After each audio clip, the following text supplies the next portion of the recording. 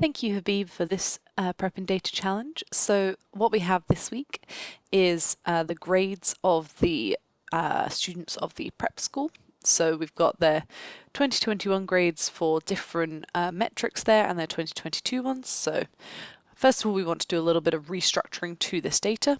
So we're going to pivot every field that has a dash in it. So the year dash area.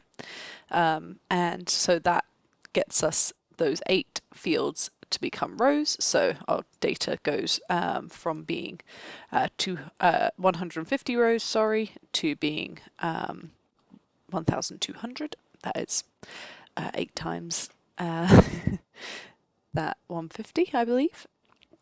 Okay, and then what we have is the year and our area. We want to split those up so that then we can have a field for 2021 and a field for 2022. So if we split those values up, so it's basically just going to that field that we had originally and going to the menu and saying split values and automatic split.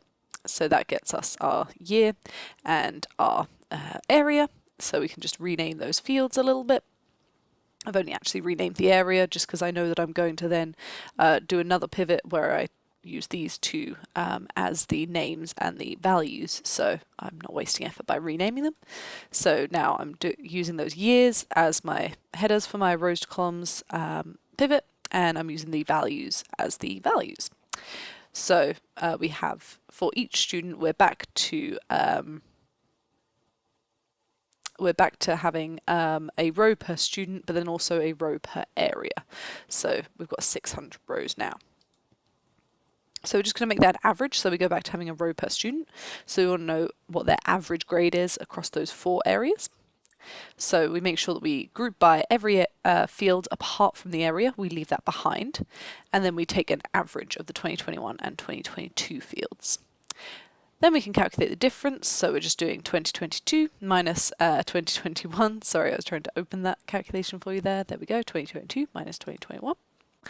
And then we just want to check on their progress. So we're going to calculate that as it said in the challenge. So if the difference is positive, then they've improved from one year to the other.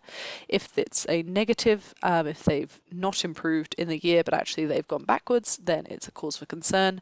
Otherwise, no change if they're got exactly the same grade this year as last year.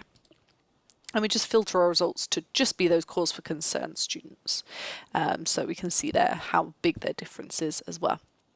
And then we output this data set. So thank you again to Habeeb for creating this challenge for us, and I hope you enjoyed it. Thanks very much.